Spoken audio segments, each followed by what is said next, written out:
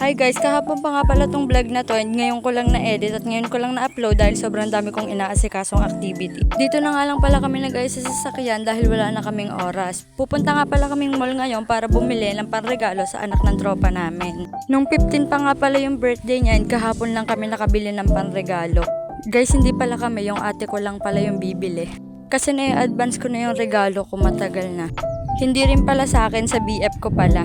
Guys, ng mga oras na yun ngayon, nag-iisip kami kung saan ba kami bibili, kung sa mall ba o sa Sidera na lang. Guys, nung mga oras na yun nga, ay papadaan kami sa simbahan, kaya naman nag-antanda na ako. Kahit ganito ako, makajos pa rin ako.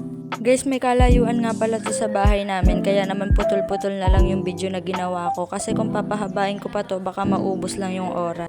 Guys, malapit na nga pala kami ng mga oras na yan, kaso nga lang na-traffic kami. Paano ba naman, muntik na kaming maaksidente? Paano ba naman kasi yung isang driver na nasa unahan namin ay inuna yung chismis, kaya naman tumalsik yung kapatid ko ng pagkahinto ng sasakyan. Nandito na nga pala kami sa pupuntahan namin at habang naglalakad kami, nag-iisip talaga kami kung saan kami pupunta dahil hindi namin alam kung saan kami bibili. Ang dami kasing magandang tindahan ngayon kaya medyo nag-aalangan kami kung saan kami bibili. Nung mga oras na yun nga, napadaan kami sa McDo, tapos akala ko diyan kami papasok, hindi pala, wala pala kaming pera. At yun na nga, nag-ikot-ikot muna kami dito bago kami pumasok ng mall dahil hindi talaga namin alam kung saan kami bibili dahil sobrang dami talagang bukas sa tindahan. At yan na nga, pumasok na rin kami ng mall at sabi ko sa kapatid ko, videohan niya ako, ayaw pa nga niya dyan kasi may kachat daw siya.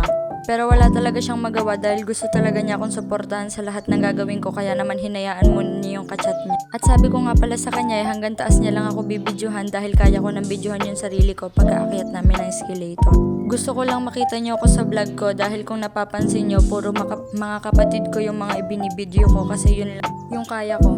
Guys, nung pag-akyat nga pala namin dyan sa taas ay natawa ko. Paano ba naman hindi pala kami bibili dito kasi CR lang yung dinayon nila dito. Mag-aayos daw kasi sila ng pace nila. Nung mga oras na yun nga, hiyang-hiya talaga ako kasi paano ba naman sabi nila bibili daw kami, magsi-CR lang pala. Pero nakisama na rin ako kasi masaya naman dun Tsaka makakapag-picture ako kasi may malaking salamin dun, diba? Ano ba? Guys, andito na nga pala kami sa CR and sobrang layo ng nilakad namin kasi pinakadulo pa to. Okay lang, worth it naman yung paglalakad namin. Guys, kung alam nyo lang, ang dami talaga namin picture dyan. Tapos umiyak pa yung kapatid ko kasi yung mata niya nasuntot ng suklay. Paano ba naman humiram sa akin ng suklay, nag-aayos ako. Tapos nung nadali siya, sabi niya wag na daw, pulbo na lang daw. Pero guys, nag-sorry ako dyan ha. Baka naman kasi sabihin nyo, napakasama ako. Nag-ayos na nga rin pala ako para rin makaalis na kami. Tapos sabi ng kapatid ko, wait lang daw, maghihilamos daw muna siya dahil hindi daw niya kaya imulat yung mata niya. And nagsasorry pa rin ako ng mga oras na yun and tinanggap niya naman, okay lang daw. Tapos ganito mang asar, binidyohan ko siya. Tapos dyan na siya nagalit. Sabi niya wag daw isasama sa vlog. Guys, ganito mang asar, yung galit na tapos binibidyo mo pa rin tapos pa-post-post ka pa.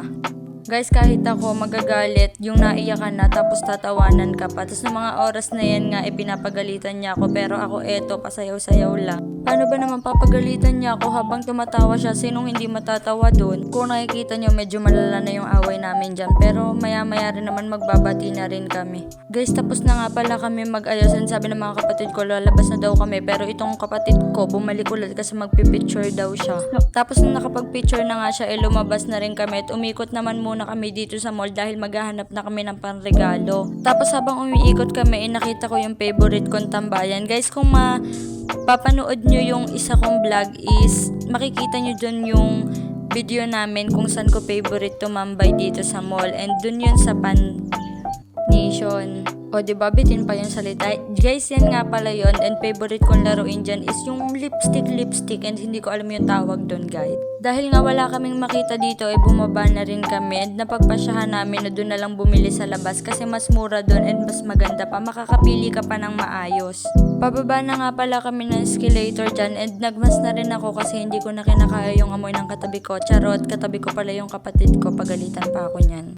Guys, sa mga oras na yan nga, nawawala na kami ng pag-asa. Paano ba naman wala talaga kaming makita na gusto ng kapatid ko na babagay dun sa pagre-regaluhan niya. Tumawid na nga pala kami dyan para pumunta na sa Sidera. Noong mga oras na yan nga, nag-aaya na akong umuwi kasi sabi ko tatambay na lang kami sa Baywalk ng Banyadero. Guys, maganda nga palang tambayan dun. Tumambay na rin kayo dun next time and isama nyo. And guys, sa wakas nakabili na kami ng pangregalo and umuwi na rin kami. Nilibre nga pala ako ng kapatid ko ng buko juice. Yun lang, salamat sa panonood!